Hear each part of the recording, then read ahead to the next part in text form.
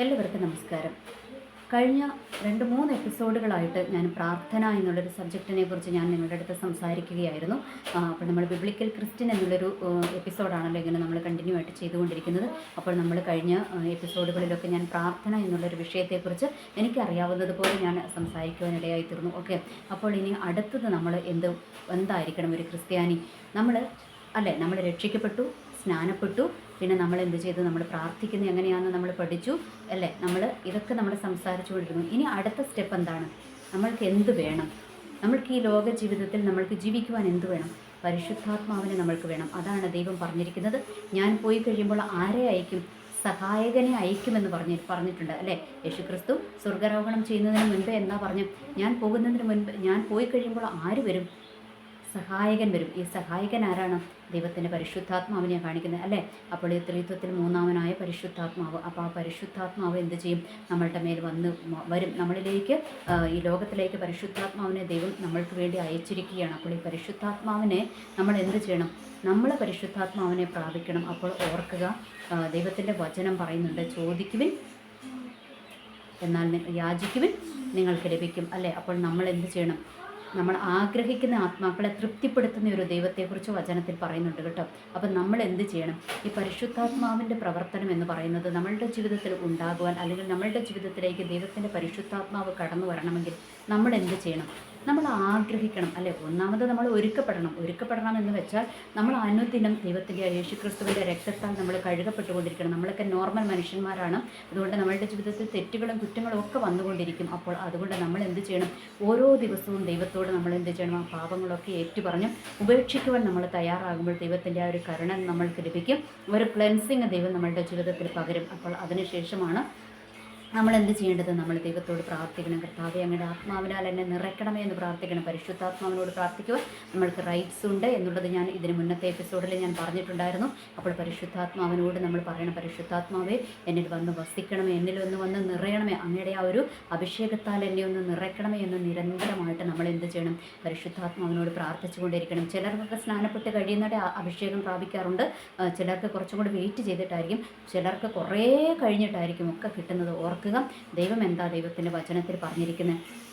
നമ്മൾ ചോദിക്കുവിൻ അല്ലേ? നമ്മൾ ചോദിക്കണം ദൈവത്തോട്. നമ്മൾ ചോദിച്ചു കഴിയുമ്പോൾ എന്ത് ചെയ്യും? ദൈവത്തിൻ്റെ പരിശുദ്ധാത്മാവിനെ ദൈവം നമ്മൾക്ക് തരുവാനായിട്ട് ഇടയായിത്തീരും എന്നുള്ള കാര്യം നമ്മൾ മറക്കാതിരിക്കുക. ഓർക്കുക, ഒരു ക്രിസ്ത്യൻ ലൈഫ് വിജയകരമായി നമ്മൾക്ക് മുൻപോട്ട് കൊണ്ടുപോകണമെങ്കിൽ പരിശുദ്ധാത്മാവ് നമ്മളുടെ ഉള്ളിൽ ഉണ്ടാകണം. പരിശുദ്ധാത്മാവിൻ്റെ ഒരു ശക്തി നമ്മൾ പ്രാപിച്ചിരിക്കണം. അതല്ലാതെ നമ്മൾക്ക് മുന്നോട്ട് പോകുവാൻ കഴിയത്തില്ല. അപ്പോൾ പരിശുദ്ധാത്മാവിൻ്റെ ശക്തി എന്ന് പറയുന്നത് അത് പല വിധത്തിലാണ് ദൈവത്തിൻ്റെ ഒരു ശക്തി നമ്മളുടെ മേലിലേക്ക് ദൈവം അങ്ങ് പകരുന്നത്. ഓക്കെ, അപ്പോൾ അതിൻ്റെ പല പല സ്റ്റെപ്പുകളുണ്ട് അല്ലേ? ദൈവം എന്ത് ചെയ്യും? അന്യഭാഷ എന്ന് പറയുന്ന ഒരു അടയാളത്തോടു കൂടെ നമ്മളുടെ ജീവിതത്തിലേക്ക് പരിശുദ്ധാത്മാവിനെ തരുവാനിടയായിത്തീരും. അന്യഭാഷ നമ്മൾക്ക് തരും. അതുകൂടാതെ ചിലർക്ക് പ്രവചനത്തിൻ്റെ കൃപയുണ്ടാകും, ചിലർക്ക് എന്താ പറയുക, വിവിധ തരം ശുശ്രൂഷകളുടെ കൃപയുണ്ടാകും. അതൊക്കെ ലെവൽ അങ്ങോട്ട് മുന്നോട്ട് പോയി കഴിയുമ്പോൾ, അപ്പോൾ ആദ്യം നമ്മൾ എന്ത് ചെയ്യണം? പരിശുദ്ധാത്മാവിൻ്റെ ഒരു അഭിഷേകം പ്രാപിക്കുവാൻ വേണ്ടി നമ്മൾ ഒരുക്കപ്പെടുവാൻ നമ്മൾ എന്ത് ചെയ്യണം? ആദ്യം നമ്മൾ ദൈവത്തോട് പ്രാർത്ഥിച്ചുകൊണ്ടേയിരിക്കണം. പരിശുദ്ധാത്മാവിനെ നമ്മൾക്ക് ലഭിക്കുന്നിടം വരെ നമ്മൾ എന്ത് ചെയ്യണം? പ്രാർത്ഥിച്ചുകൊണ്ടേയിരിക്കണം. അപ്പോൾ നമ്മൾ പ്രാർത്ഥിച്ചുകൊണ്ടിരിക്കുമ്പോൾ എന്ത് ചെയ്യും? നമ്മൾക്ക് പരിശുദ്ധാത്മാവിനെ ദൈവം തരുവാനായിട്ട് ഇടയായിത്തരും. കാരണം നമ്മൾ എത്രത്തോളം ദൈവത്തോട് പ്രാർത്ഥിക്കുന്നു അത്രത്തോളം ദൈവം പരിശുദ്ധാത്മാവിനെ നമ്മൾക്ക് തരുവാനിടയായിത്തരും. നമ്മൾ ചോദിക്കാതിരിക്കരുത്. നമ്മൾ എന്ത് ചെയ്യണം? നമ്മൾ ദൈവത്തോട് ചോദിച്ച് തന്നെ മേടിക്കണം കേട്ടോ. ഈ പരിശുദ്ധാത്മാവിനെ നിമിഷം നമ്മൾ ദൈവത്തോട് ചോദിക്കണം. അത് കിട്ടുന്നിടം വരെ നമ്മൾ പ്രാർത്ഥിച്ചുകൊണ്ടേയിരിക്കണം. അല്ല എങ്കിൽ നമ്മളുടെ ജീവിതത്തിൽ നമ്മൾക്കൊരു പരിധി വിട്ട് കഴിയുമ്പോൾ നമ്മൾക്ക് മടുപ്പൊക്കെ വരും. എന്ന് വെച്ചാൽ നമ്മൾക്ക് ഒരു പരിധി കഴിഞ്ഞ് കഴിയുമ്പോൾ നമ്മൾക്കൊരു മുന്നോട്ട് പോകാൻ പറ്റാതെ വരും. പ്രാർത്ഥനയിൽ നമ്മൾക്ക് മടുപ്പ് വരും. കാരണം എന്നും എന്താ ഈ പ്രാർത്ഥിക്കുന്നതല്ലേ? കുറച്ച് സ്തുതിക്കുക, കുറച്ച് സ്തോത്രം പറയുക, പിന്നെ നമ്മളുടെ ആവശ്യങ്ങൾ പറയുക, ഇതൊക്കെ പറഞ്ഞു കഴിഞ്ഞാൽ കുറച്ച് വചനം വായിക്കുക, ഇതൊക്കെ പറഞ്ഞു കഴിഞ്ഞാൽ 2 പാട്ട് പാടുക, ഇതൊക്കെ പറഞ്ഞു കഴിഞ്ഞാൽ പിന്നെ എന്താണെന്നുള്ളൊരു ചിന്തയായിരിക്കും നമ്മളുടെ മനസ്സിൽ വരുന്നത്. പക്ഷേ നമ്മൾ ഈ അഭിഷേകം പ്രാപിച്ചു കഴിയുമ്പോൾ, അന്യഭാഷയിൽ ആരാധിക്കാൻ തുടങ്ങി കഴിയുമ്പോൾ എന്താ സംഭവിക്കുന്നത്? ദൈവത്തോട് നമ്മൾ എന്ത് ചെയ്യുക? നമ്മുടെ മർമ്മങ്ങൾ അല്ലേ? ദൈവത്തിൻ്റെ ആ ഒരു മർമ്മങ്ങൾ നമ്മൾ ദൈവവുമായിട്ട് നമ്മൾ കമ്മ്യൂണിക്കേറ്റ് ചെയ്യുക ചെയ്യുന്നത്. അത് ആർക്കറിയത്തില്ല, അത് പിശാചിന് അറിയത്തില്ല കേട്ടോ. അതുകൊണ്ട് നമ്മൾ ദൈവവുമായിട്ടുള്ളൊരു രഹസ്യ സംഭാഷണമാണ് അവിടെ വരുന്നത്. അതുകൊണ്ട് നമ്മൾ എന്ത് ചെയ്യണം? ചിലപ്പോൾ നമ്മൾക്ക് പോലും അറിയാൻ മേലാത്ത പല ഇതിലൂടെയൊക്കെ ആയിരിക്കും ദൈവം സഞ്ചരിപ്പിക്കുന്നത് അല്ലേ? പലർക്കും ഈ അന്യഭാഷയുടെ വ്യാഖ്യാനം ഒന്നും കിട്ടിയിട്ടുണ്ടാകത്തില്ല. അതൊക്കെ അപൂർവം ചിലർക്കേ കിട്ടിയിട്ടുള്ളൂ. പലർക്കും അറിഞ്ഞുകൂടാ നമ്മൾ എന്താണ് ഈ അന്യഭാഷയിൽ ആരാധിക്കുന്നത്, അന്യഭാഷ കൊണ്ട് നമ്മൾ എന്താണ് പറയുന്നതെന്ന് പലപ്പോഴും നമ്മൾക്കറിയത്തില്ല. പക്ഷേ ദൈവത്തിനും ദൈവത്തിൻ്റെ ആത്മാവിനും അത് വ്യക്തമായിട്ട് അറിയാം. അതുകൊണ്ട് നമ്മൾ എന്ത് ചെയ്യണം? എപ്പോഴും ഈ എന്താ പറയുക, അന്യഭാഷയുടെ അഭിഷേകത്തിന് വേണ്ടി അല്ലെങ്കിൽ ദൈവത്തിൻ്റെ പരിശുദ്ധാത്മാവിൻ്റെ ഒരു നിറവിന് വേണ്ടി നമ്മൾ അന്യനിമിഷം പ്രാർത്ഥിച്ചു കൊണ്ടിരിക്കണം. അല്ല എങ്കിൽ നമ്മൾക്ക് ഒരു പരിധിയിൽ കൂടുതൽ മുന്നോട്ട് പോകാൻ നമ്മൾക്ക് കഴിയത്തില്ല എന്നുള്ള കാര്യം നമ്മൾ ഓർക്കുക. കാരണം പരിശുദ്ധാത്മാവിനെ കൊണ്ടാണ് നമ്മൾ എന്ത് ചെയ്തിരിക്കുന്നത്? മുദ്രയിട്ടിരിക്കുന്നത്. പരിശുദ്ധാത്മാവിൻ്റെ ഒരു മുദ്രയേറ്റ് കഴിയുമ്പോഴാണ് നമ്മൾക്ക് എന്ത് ലഭിക്കുന്നതെന്ന് അറിയാം. സ്വർഗത്തിൽ നമ്മൾക്കൊരു സീറ്റ് ലഭിക്കുവാനിടയായിത്തീരുക എന്നുള്ള കാര്യം നമ്മൾ മറക്കാതിരിക്കുക. അതുകൊണ്ട് നമ്മൾ എന്ത് ചെയ്യണം? പരിശുദ്ധാത്മാവിൻ്റെ മുദ്ര നമ്മൾ ഏൽക്കണം. എന്ന് വെച്ചാൽ പരിശുദ്ധാത്മാവിൻ്റെ അഭിഷേകം പ്രാപിക്കുവാൻ നമ്മൾ തയ്യാറാകണം. അത് നമ്മൾ നിസ്സാരമാക്കി കളയരുത്. കാരണം ഇന്ന് പലപ്പോഴും അന്യഭാഷേനെ പലരും ഒക്കെ ഇങ്ങനെ കളിയാക്കുന്നതൊക്കെ ഉണ്ട്. നമ്മൾക്കറിയാം അന്യഭാഷ പല വിധത്തിലുണ്ട്. അതൊക്കെ ഞാൻ ഇനി തുടർന്ന് വരുന്ന എപ്പിസോഡുകളിലൊക്കെ ഞാൻ അതിനെക്കുറിച്ച് എനിക്കറിയാവുന്ന രീതിയിൽ ഞാൻ പറഞ്ഞു തരാം. അപ്പോൾ ഓർക്കുക, അന്യഭാഷേനെ കളിയാക്കുകയും അതും ഇതുമൊക്കെ ചെയ്യുന്നുണ്ട്. പക്ഷേ അതൊന്നുമല്ല, അന്യഭാഷ നിന്ന് പോയിട്ടില്ല. അതുകൊണ്ട് ഈ ലോകമുള്ളിടത്തോളം എന്ന് വെച്ചാൽ ദൈവത്തിൻ്റെ ആ ഒരു മണവാട്ടി സഭയെ ചേർക്കുന്ന സമയം വരെ പരിശുദ്ധാത്മാവിൻ്റെ പ്രവർത്തനമുണ്ട്. അതുവരെ അന്യഭാഷ എന്ന് പറയുന്ന ആ ഒരു കൃപാവരം ഉണ്ട്, ഒരു വരമുണ്ട്. അതുകൊണ്ട് നമ്മൾ അത് നിന്ന് പോയിട്ടില്ല എന്നുള്ള കാര്യം ഓർക്കുക. അത് നിൽക്കുന്നത് എപ്പോഴാണ്? പരിശുദ്ധാത്മാവിനെ എന്താ പറയുക, നമ്മളുടെ മണവാട്ടി സഭയെ കർത്താവ് എന്താ പറയുക രഹസ്യവരവിൽ എടുക്കപ്പെടുന്നിടം വരെ പരിശുദ്ധാത്മാവിൻ്റെ പ്രവർത്തനം ശക്തമായി തന്നെ ഉണ്ട്. അതുകൊണ്ട് ഇപ്പോൾ പലരും നിന്ന് പോയി അത് ഇതെന്നൊക്കെ പറഞ്ഞ് പല പഠിപ്പീരുകളുണ്ട്. അതൊന്നും നമ്മൾ നോക്കേണ്ട കാര്യമില്ല. നമ്മൾ എന്ത് ചെയ്യണം? പരിശുദ്ധാത്മാവിനെ പ്രാപിക്കുവാൻ നമ്മൾ തയ്യാറാക്കണം. നമ്മളിരുന്ന് നല്ലപോലെ പ്രാർത്ഥിക്കണം. ദൈവമേ, അങ്ങയുടെ ആത്മാവിനാൽ എന്നെ നിറയ്ക്കണം. അത് കിട്ടുന്നിടം വരെ നമ്മളത് സീരിയസ് ആയിട്ട് തന്നെ എടുക്കണം. കാരണം നമ്മുടെ ആത്മീയ ജീവിതത്തിൻ്റെ ഇമ്പോർട്ടൻ്റ് ആയിട്ടുള്ളൊരു കാര്യമാണ് എന്ത്? ഈ പരിശുദ്ധാത്മാവിൻ്റെ അഭിഷേകം എന്ന് പറയുന്നത്. അപ്പോൾ നമ്മളത് എന്താ പറയുക, നമ്മൾ നിരന്തരമായിട്ട് പ്രാർത്ഥിച്ചുകൊണ്ടിരിക്കണം. ചിലപ്പോഴൊക്കെ നമ്മൾക്ക് ഒന്നിനും പറ്റാത്ത അവസ്ഥ വരും. എന്താ പ്രാർത്ഥിക്കേണ്ടതെന്നുള്ള അവസ്ഥകളൊക്കെ വന്നു കഴിയുമ്പോൾ നമ്മൾ അന്യഭാഷയിൽ ദൈവത്തോട് ആരാധിക്കാൻ അങ്ങ് തുടങ്ങി കഴിയുമ്പോൾ കുറച്ച് കഴിയുമ്പോഴത്തേക്ക് എന്താണെന്ന് പറയുക, നമ്മൾ ഭയങ്കര വേറെ ലെവലിലോട്ട് ദൈവം നമ്മളെ കൊണ്ടുപോകും. അതുകൊണ്ടാണ് ഞാൻ എൻ്റെ അനുഭവത്തിൽ നിന്ന് തന്നെയാണ് സംസാരിക്കുന്നത്. അതുകൊണ്ട് നമ്മൾ ഓർക്കുക, ഈ അന്യഭാഷയിൽ ദൈവത്തെ ആരാധിക്കുക അല്ലെങ്കിൽ പരിശുദ്ധാത്മാവിൻ്റെ അഭിഷേകം പ്രാപിക്കുക എന്ന് പറയുന്നത് നിസ്സാര കാര്യമല്ല. അത് ദൈവം തരുന്ന വലിയൊരു ഗിഫ്റ്റാണ്, ദൈവം തരുന്ന വലിയൊരു കരുണയാണ്. അപ്പം കിട്ടിയിട്ടില്ല എങ്കിൽ നമ്മൾ എന്ത് ചെയ്യണം? ദൈവത്തോട് നമ്മളത് നിരന്തരമായിട്ട് ചോദിച്ചുകൊണ്ടിരിക്കണം. എപ്പോഴെങ്കിലും ഒരിക്കൽ ദൈവത്തിൻ്റെ സമയത്ത് ദൈവം നമ്മൾക്കത് തരുവാനിടയായിത്തീരും എന്നുള്ള കാര്യം നമ്മൾ മറക്കാതിരിക്കുക. അതുവരെ കിട്ടുന്നിടം വരെ നമ്മൾ ചോദിച്ചുകൊണ്ടേയിരിക്കണം. ഇനി അത് കിട്ടിക്കഴിഞ്ഞാലോ അന്യഭാഷയുടെ ആഴങ്ങളിലേക്ക് ഇറക്കുവാൻ പ്രാർത്ഥിക്കണം. അല്ലെങ്കിൽ നമ്മൾക്ക് ഇനിയിപ്പം കിട്ടിക്കഴിഞ്ഞവരും ഓർക്കുക, നമ്മൾ എന്താ പറയുക, രക്ഷിക്കപ്പെട്ട സമയത്ത് കിട്ടിയ അന്യഭാഷയുടെ ഒരു വാക്കും കൊണ്ടായക്കരുത് നമ്മളുടെ ആത്മീയ ജീവിതം മുന്നോട്ട് കൊണ്ടുപോകേണ്ടത്. ദൈവം നമ്മൾക്ക് വീണ്ടും വീണ്ടും വീണ്ടും അതിൻ്റെ ആഴങ്ങളിലേക്ക് ഇറക്കുവാൻ ഇടയായിത്തീരും. എന്ന് വെച്ചാൽ അന്യഭാഷ മാറി മാറി മാറി ദൈവം നമ്മൾക്ക് തരുവാൻ ഇടയായിത്തീരും എന്നുള്ള കാര്യം നമ്മൾ മറക്കാതിരിക്കുക. അത് നമ്മൾ പ്രാപിക്കണമെന്ന് പറയുവാനുള്ള കാരണം എന്താണെന്നറിയാമോ? ഈ ലോകത്തിൽ നമ്മളോട് ഫൈറ്റ് ചെയ്യാൻ നിൽക്കുന്നത് ആരാണ്? ഈ പൈശാചിക ശക്തിയാണല്ലേ. ഈ പൈശാചിക ശക്തിയെ നമ്മളുടെ ഒരു കഴിവ് കൊണ്ട് നമ്മൾക്കതിനെ എന്ത് ചെയ്യാൻ പറ്റത്തില്ല, നമ്മൾക്കതിനെ തോൽപ്പിക്കാൻ പറ്റത്തില്ല. അതുകൊണ്ടാണ്, കാരണം ദൈവം എന്താ പറഞ്ഞു വെച്ചിരിക്കുന്നത്? ദൈവം പറഞ്ഞിരിക്കുന്നുണ്ട്, ദൈവദൂതന്മാരേക്കാൾ അല്പം താഴ്ത്തിയ മനുഷ്യനെ സൃഷ്ടിച്ചിരിക്കുന്നത്. അപ്പോൾ ഈ പിശാച് ആരാണ്?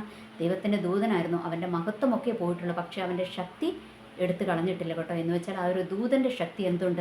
അവനുണ്ട്. അപ്പോൾ ആ ഒരു പവർ പുള്ളി കാണിക്കും. അതുകൊണ്ട് ആ പവറിനോട് എതിർത്ത് നിൽക്കാൻ നമ്മുടെ ഈ സാധാരണ പവർ കൊണ്ട്, ഒരു മാനുഷിക പവർ കൊണ്ട് പറ്റത്തില്ല. അതുകൊണ്ടാണ് നമ്മൾ എന്ത് പ്രാപിക്കണമെന്ന് പറയുന്നത്? പരിശുദ്ധാത്മാവിനെ പ്രാപിക്കണമെന്ന് പറയുന്നത്. ഈ പരിശുദ്ധാത്മാവിന് മാത്രമേ പൈശാചിക ശക്തിയെ തകർത്ത് കളയുവാൻ പറ്റത്തുള്ളൂ. ആ ഒരു പരിശുദ്ധാത്മാവിൻ്റെ ശക്തിക്ക് മാത്രമേ പൈശാചിക ശക്തിയെ തകർത്ത് കളയുവാൻ പറ്റത്തുള്ളൂ. നമ്മൾക്കറിയാം, അതാണ് ദൈവത്തിൻ്റെ സുവിശേഷം, നമ്മൾക്കറിയാം മത്തായിയുടെ സുവിശേഷം 12-ാം അധ്യായത്തിനകത്ത് പറയുന്നുണ്ട്. അതിൻ്റെ 29-ാമത്തെ വാക്യത്തിൽ പറയുന്നുണ്ട്, ബലവാനെ പിടിച്ചു കെട്ടിയിട്ടല്ലാതെ ബലവാൻ്റെ വീട്ടിൽ കിടന്ന് അവൻ്റെ കോപ്പ് കവർന്ന് കളയുവാൻ എങ്ങനെ കഴിയും? പിടിച്ചു കെട്ടിയാൽ പിന്നെ അവൻ്റെ വീട് നമുക്ക് കൊള്ളയടിക്കാൻ പറ്റും അല്ലേ. എന്ന് വെച്ചാൽ പൈശാചിക മണ്ഡലത്തെ നമ്മൾക്ക് തകർക്കണമെങ്കിൽ ആ പൈശാചിക മണ്ഡലത്തിനെ കഴിഞ്ഞും ശക്തമായൊരു ശക്തി വേണം. അതാണ് ഇതിനകത്ത് പറഞ്ഞിരിക്കുന്നത്. ഒരു ബലവാനെ പിടിച്ചു കെട്ടണമെങ്കിൽ ആ ബലവാനെ കഴിഞ്ഞും ശക്തിയുള്ള ഒരാൾക്ക് മാത്രമേ ഒരു ബലവാനെ പിടിച്ചു കെട്ടാൻ പറ്റത്തുള്ളൂ അല്ലേ, അല്ലാതെ പറ്റത്തില്ല. അതുകൊണ്ട് നമ്മൾക്ക് ആ ഒരു പൈശാചിക മണ്ഡലത്തിനോട് ഫൈറ്റ് ചെയ്യണമെങ്കിൽ, അതിനെ നമ്മൾക്ക് തകർക്കുവാൻ പറ്റണമെങ്കിൽ നമ്മൾക്ക് എന്ത് വേണം? ആ പൈശാചിക മണ്ഡലത്തിനെ കഴിഞ്ഞും ശക്തിയുള്ള നമ്മുടെ പരിശുദ്ധാത്മാവ് നമ്മളുടെ ഉള്ളിൽ ഉണ്ടാകണം. ആ ഒരു പരിശുദ്ധാത്മാവിൻ്റെ ശക്തി നമ്മളുടെ ജീവിതത്തിൽ ലഭിച്ചാൽ മാത്രമേ പൈശാചിക മണ്ഡലത്തെ തകർത്ത് കളയുവാനായിട്ട് നമ്മൾക്ക് കഴിയത്തുള്ളൂ. അതുകൊണ്ടാണ് നമ്മൾ എന്ത് ചെയ്യണമെന്ന് പറയുന്നത്? നമ്മൾ എന്താ പറയുക, നമ്മൾ പരിശുദ്ധാത്മാവിനെ പ്രാപിക്കണം, പരിശുദ്ധാത്മാവിൻ്റെ അഭിഷേകം പ്രാപിക്കണമെന്ന് പറയുന്നത് കേട്ടോ. അല്ലാതെ നമ്മൾക്ക് ഇതിനെ തകർക്കുവാൻ പറ്റത്തില്ല. പൈശാചിക ശക്തി എപ്പോഴും നമ്മളോട് ഒരു വിധത്തിൽ അല്ലെങ്കിൽ മറ്റൊരു വിധത്തിൽ നമ്മളോട് ഫൈറ്റ് ചെയ്തുകൊണ്ടിരിക്കും. കാരണം പിശാചിന് നഷ്ടമായ ഒരു ദൈവരാജ്യത്തിലേക്ക് നമ്മളെ കടത്തരുത്. കാരണം അവനറിയാം അവൻ എവിടെ നിന്നാണ് വന്നത്. അവൻ വന്നത് ദൈവത്തിൻ്റെ ആ ഒരു സിംഹാസനത്തിൻ്റെ അടുത്ത് നിന്ന് അവൻ വന്നതല്ലേ. അപ്പോൾ അവനറിയാം അത് എത്ര മഹത്വകരമായ ഒരു സന്തോഷം അനുഭവിക്കുന്ന സ്ഥലമാണെന്നും അതെത്ര ശ്രേഷ്ഠകരമായൊരു സ്ഥലമാണെന്നൊക്കെ, അതെത്ര സമാധാനപരമായ സ്ഥലമാണെന്നൊക്കെ ഉള്ളത് ഇവനറിയാം. അതുകൊണ്ട് ഇവൻ്റെ വിചാരം എന്താണ്? ഇവനോ കിട്ടിയില്ല, ഇവനത് നഷ്ടമായി, അതുകൊണ്ട് ഇനി അങ്ങോട്ട് വേറെ ആരെയും കിടത്തണ്ട. അല്ലേ, നമ്മൾക്കറിയാം ഈ ലോകത്തിലുള്ള മനുഷ്യരുടെ ഈ അസൂയ എന്ന് പറയുന്ന ഒരു സ്പിരിറ്റ് ഉണ്ടല്ലോ. അപ്പോൾ അതെങ്ങനെയാണ്?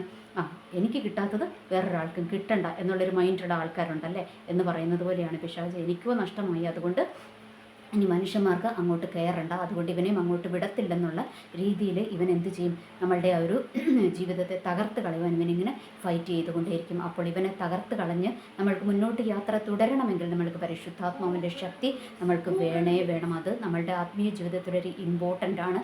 പരിശുദ്ധാത്മാവിനെ പ്രാപിച്ചില്ല എങ്കിൽ നമ്മൾ എപ്പോഴും ശിശുവായിട്ട് തന്നെ ഇരിക്കുകയായിരിക്കും. നമ്മൾക്കൊരു മുന്നോട്ടൊരു വർധനവ് നമ്മളുടെ ജീവിതത്തിൽ ഉണ്ടാകത്തില്ല. പല കാര്യങ്ങളിലും നമ്മൾ പരാജയപ്പെട്ടു പോകുവാൻ ഇടയായി തീരും. അതുകൊണ്ട് നമ്മൾ ഇമ്പോർട്ടൻ്റ് ആയിട്ട് നമ്മളുടെ ജീവിതത്തിൽ കൊടുക്കണം. എന്ത് കൊടുക്കണം? പരിശുദ്ധാത്മാവിൻ്റെ അഭിഷേകത്തിന് വേണ്ടി നമ്മൾ നിരന്തരം ദൈവത്തോട് പ്രാർത്ഥിച്ചുകൊണ്ടിരിക്കണം. അതിന് നമ്മൾ പറ്റുന്ന വിലയൊക്കെ നമ്മൾ കൊടുക്കണം കേട്ടോ. നമ്മൾക്ക് അന്യഭാഷയിൽ ആരാധിക്കുവാൻ അല്ലെങ്കിൽ അഭിഷേകം നമ്മൾ പ്രാപിച്ചിട്ടില്ല എങ്കിൽ നമ്മൾ എന്ത് ചെയ്യണം? ഫാസ്റ്റിംഗ് ഇരിക്കുവാൻ തയ്യാറാകണം. അല്ലെങ്കിൽ വെളുപ്പിന് ഒരു 3 മണി തൊട്ട് 4 മണി വരെയുള്ള ടൈം എന്നൊക്കെ പറയുന്നത് ഭയങ്കര നല്ല ടൈമാണ്. ആ സമയത്തൊക്കെ നമ്മൾ എഴുന്നേറ്റിരുന്ന് പ്രാർത്ഥിക്കണം. കാരണം നമ്മൾ വില മുടക്കുവാൻ തയ്യാറായാൽ എന്ത് സംഭവിക്കും? നമ്മളെ ദൈവം കാണും. ദൈവം നമ്മളെ കാണാതിരിക്കത്തില്ല എന്നുള്ള കാര്യം നമ്മൾ ഓർക്കുക. അതുകൊണ്ട് നമ്മൾ തീർച്ചയായിട്ടും പരിശുദ്ധാത്മാവിൻ്റെ അഭിഷേകത്തിന് വേണ്ടി പ്രാർത്ഥിക്കുക. അത് നമ്മളുടെ പിന്നീടുള്ള ജീവിതത്തിൽ എന്താണ് എന്ന് വെച്ചാൽ, നമ്മളുടെ വിശ്വാസ ജീവിതം തുടങ്ങിക്കഴിഞ്ഞു, പിന്നെ നമ്മൾക്ക് മുന്നോട്ട് പോകണമെങ്കിൽ പരിശുദ്ധാത്മാവിൻ്റെ അഭിഷേകം ആവശ്യമാണ്. അതുകൊണ്ട് നമ്മൾ മറ്റാരെയും നോക്കണ്ട, മറ്റാരുടെയും പറയുന്നത് നമ്മൾ നോക്കണ്ട. ഇത് നമ്മളുടെ ജീവിതത്തിൽ ഇമ്പോർട്ടൻ്റ് ആണ്. അത് നമ്മൾ പ്രാർത്ഥിക്കുക. ദൈവത്തിൽ നിന്ന് പ്രാർത്ഥിച്ചാൽ മാത്രമേ അത് കിട്ടത്തുള്ളൂ എന്നുള്ള കാര്യം കൂടെ നമ്മൾ മനസ്സിലാക്കുക. അല്ലാതെ വേറെ ആരിലൂടെയെങ്കിലും ഒന്നും ലഭിക്കുന്നതല്ല. ദൈവം തന്നെ മനസ്സ് തോന്നി, ദൈവം കരുണ തോന്നി നമ്മൾക്ക് തരേണ്ടതാണ് അത് കേട്ടോ. അതൊരു ദൈവത്തിൻ്റെ ഗിഫ്റ്റാണ്. ആ ഒരു ഗിഫ്റ്റ് എങ്ങനെ തരണം? ദൈവത്തിന് നമ്മളോട് മനസ്സലിവ് തോന്നി തന്നെ തരണം. അതുകൊണ്ട് നമ്മളത് ദൈവത്തിൻ്റെ അടുത്ത് നിന്ന് പ്രാപിക്കുവാൻ നമ്മൾ ഒരുങ്ങി പ്രാർത്ഥിച്ചുകൊണ്ടേ നമ്മൾ ഇരിക്കുക. ദൈവത്തിൻ്റെ സമയമാകുമ്പോൾ ദൈവം നമ്മൾക്ക് ആ ഒരു അഭിഷേകത്തെ തരുവാനിടയായിത്തീരും എന്നുള്ള കാര്യം നമ്മൾ മറക്കാതിരിക്കുക. എനിവേ, എല്ലാവർക്കും നല്ലൊരു ദിവസം ആശംസിക്കുന്നു. നന്ദി, നമസ്കാരം.